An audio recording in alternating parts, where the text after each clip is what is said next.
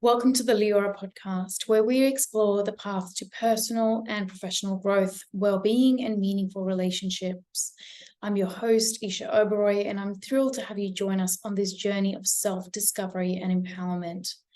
Let's dive in today as we'll be speaking to Shivani Gupta on breathwork. Shivani is Australia's expert in love and passion and balance for individuals and businesses.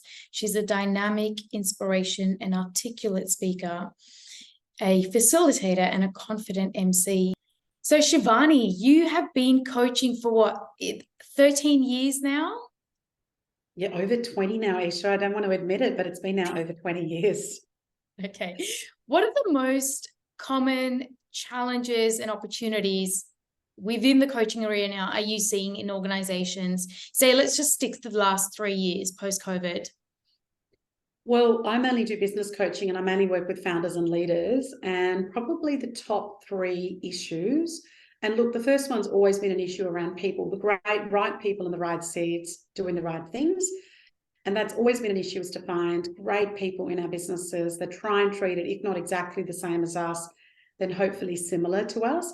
But that issue just got much larger through COVID, where certain people started to drop out of the workforce, change careers. And as a result of that shortage, we couldn't bring people in from depending on different countries and have the migration part happening. And so for a variety of reasons, that issue just became a lot bigger. So that's, getting that right people who are really passionate and really interested, and being able to do that is a big issue.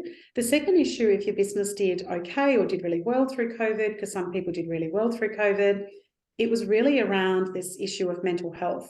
And how do we build in mental health practices, rituals, ways that we can keep our team and take care of our team, teach them self-care, but also as organizations, what are some of the things that we need to be really doing in terms of our mental health.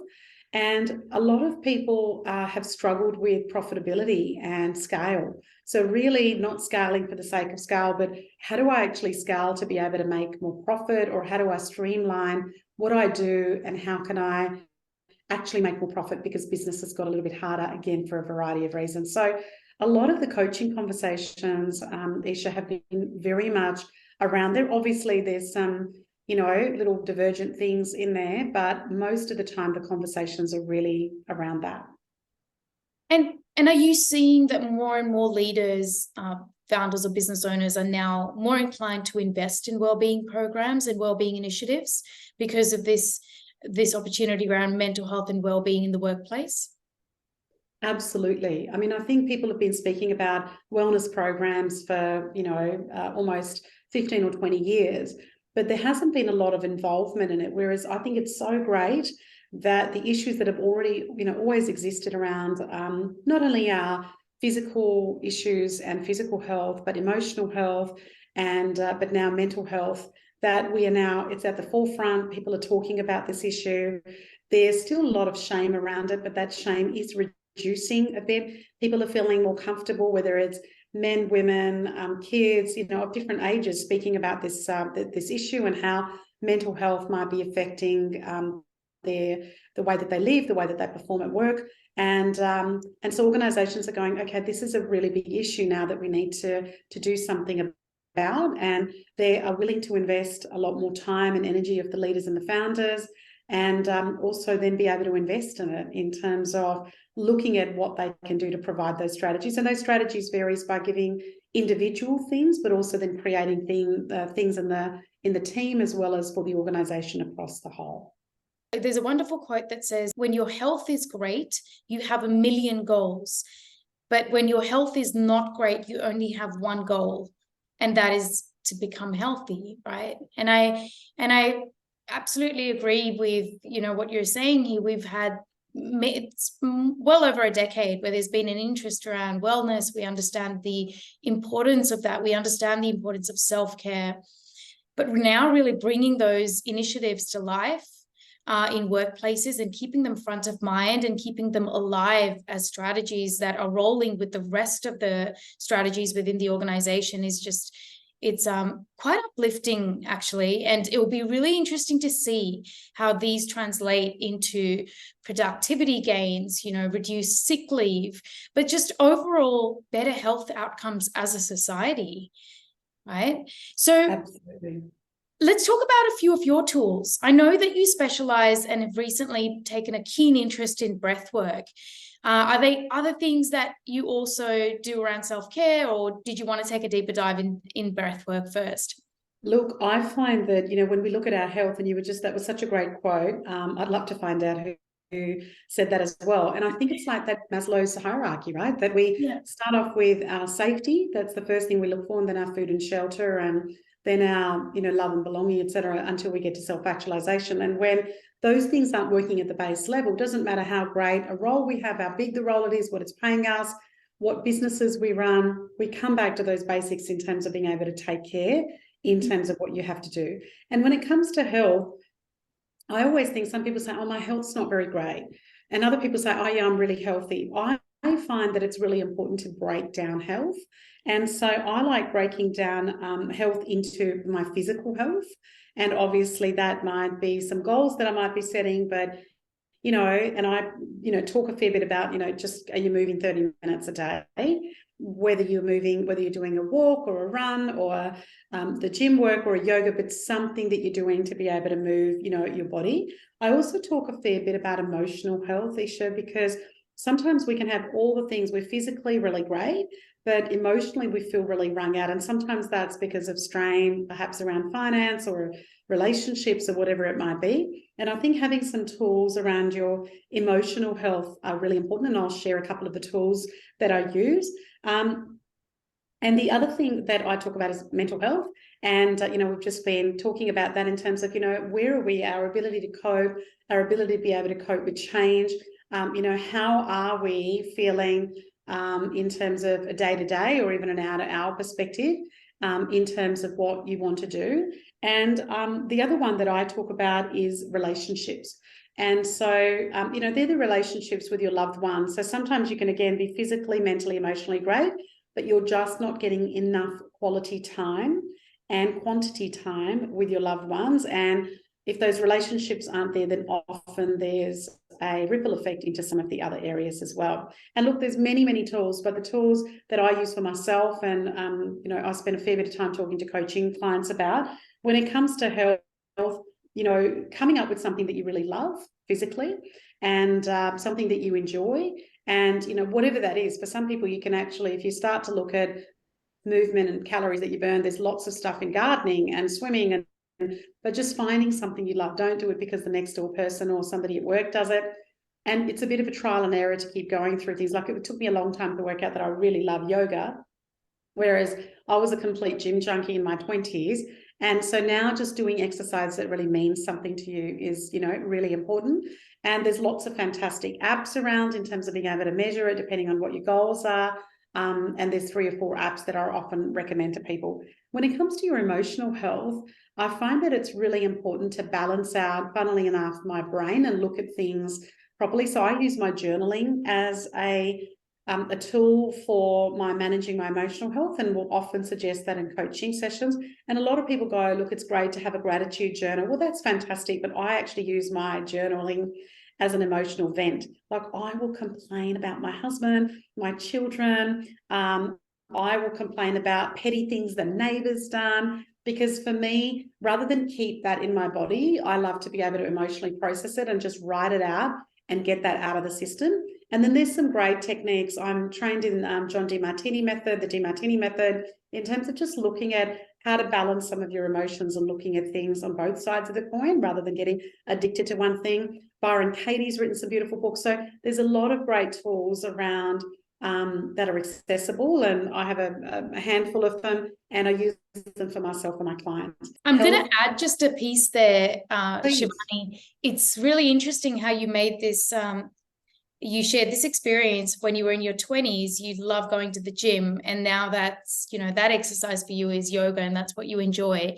It's interesting because I just went through that phase where recently I've noticed, I used to love weight training, but recently I've noticed that I'm finding it a little bit of a chore. Like I'm just not enjoying it. And fortunately, I'm very much in tune with how I feel and quickly can pick on to, where I'm getting triggered from or what's creating angst in me. So I noticed this over it does take a number of months because, right, you never think that something is to blame straight away. So it took me a couple of months, but I realized that it's not me anymore. I'm just not that person that wants to go and push weights around. And I need to now look at something else as I've evolved, as I'm, evolving as a person. My interests are changing. I also have different priorities, which means my energy levels are different. So I absolutely think that's a really good point around also just being very much in tune. So maybe just pausing and becoming aware of if you're not really enjoying something anymore, it's okay to let things go and really change your habits and your surroundings as you feel like you might be evolving.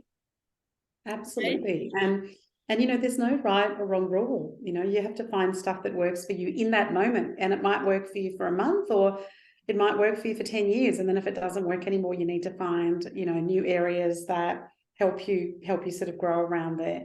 And so a lot of people talk about, meditation. Oh, well, meditation's a spiritual practice. And for some people it is. But for me, I mean, yes, there's a spiritual element to my meditation practice, but a lot of the time it's mental. So I think meditation and breath work are such a great tool to work on your mental wellness. Breath work can take you there in seconds. Meditation, the science talks about the fact that we need to meditate for a minimum of 12 minutes for it really to be effective. And meditating ideally morning and night is great.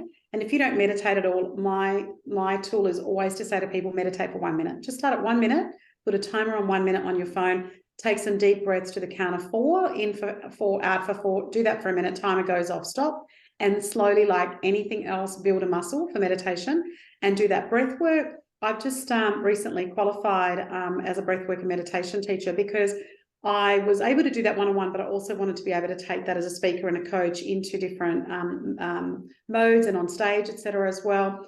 And you can get into your body so quickly and really calm your mind down so quickly using breath work.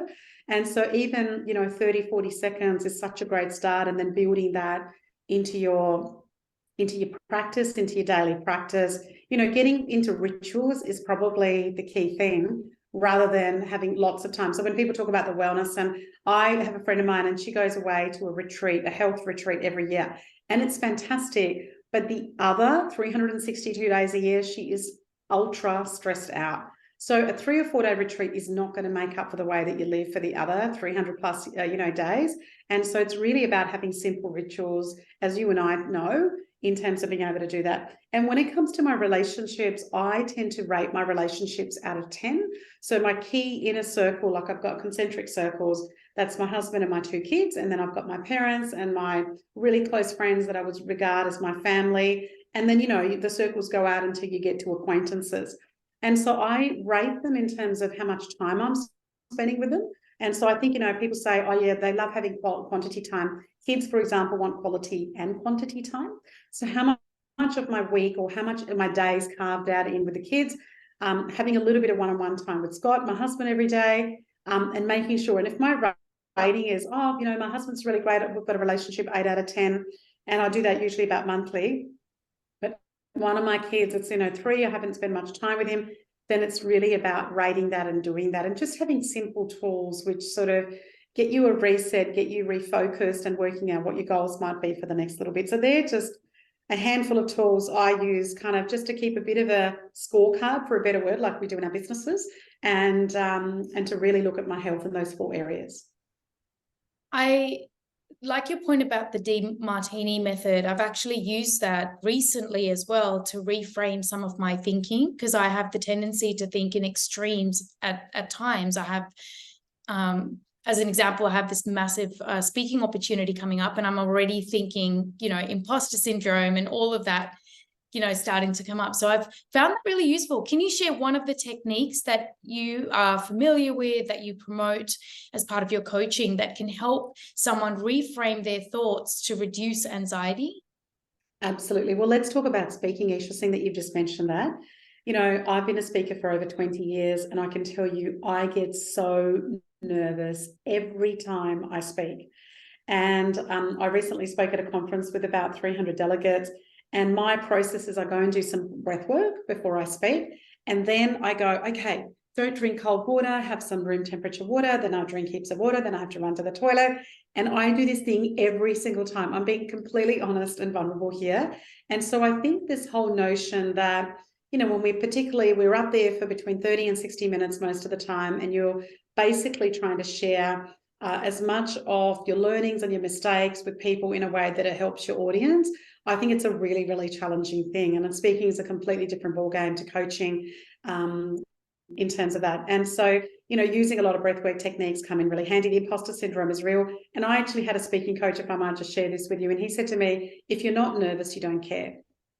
So if you're nervous before speaking, it's great. Now your job is just to be able to control the nerves and not let the nerves kind of run your session. So, you know, let's talk about the DeMartini method when it comes to speaking. So, you know, if I've done an amazing presentation, then, you know, and I'm signing some books at the end of that particular event, and there's a lineup of people. They go, oh my God, that was amazing, Shivani, that's so fantastic. And one of the things that happens as a speaker for me, I can get a little bit, you know, cocky, and I can go, oh my God, like in my head, I'm not saying this out loudly, oh my God, I'm actually really good. Like that was so good. I just nailed it. So the DeMartini methodology says what you need to do is keep yourself balanced. So when there's a lineup of people, or people just asking lots of questions and there's a great amount of engagement, the way that I do that is I think about things I didn't cover. Now, my audience doesn't know that, but I know that there was something I was meant to cover that was really important and I didn't. Or I'll say, yeah, okay, well, that bit's done. And then there's another presentation coming up in a week and a half, and you better start preparing for that. So I'll almost balance it out by being really humble about something that I have, I think, done a really great job, or my audience is telling me that I've done a really great job. On the opposite scale, let's say I get up in front of the stage and I didn't do a great job, and I've done a 6 out of 10 and I feel a bit flat at the end of it. There hasn't been much engagement. Not many people have, you know, people have given me the obligatory thank you, get off the stage, but there haven't been much questions and there hasn't been much feedback, and nobody's lined up to sign or get a copy of the book. Then I often will use the DeMartini method to balance it out the other way and say, okay, that's just the crowd's response. Like, what do you think you nailed today? What do you think you did really well? And I'll make a list of 2 or 3 things that I did really well, just to bring myself up, because I have been feeling so rubbish, you know, in that half an hour beforehand. So I think I use it for both ends of the scale, and often I find it really handy as a mum, which you can relate to, where, you know, you do all this amazing stuff and as a mum and like nobody notices, and you go, oh, okay, well, I'm just going to take a moment to acknowledge what I've done. And sometimes you get acknowledged for something and, you know, people go on and on about it and you go, okay, all right, okay, good. And then you just humble it out, because my experience is when you elate yourself, when you get a bit cocky, then something happens and it slaps you down. And I try and avoid the slap. I call it the universal slap. I'm like, I don't want to be slapped. Don't slap me. I'm just going to slap myself. I'm going to get myself all humble and bring that down. And that's the way that I'm going to manage it. So that's an example of how I would use the DeMartini method around speaking.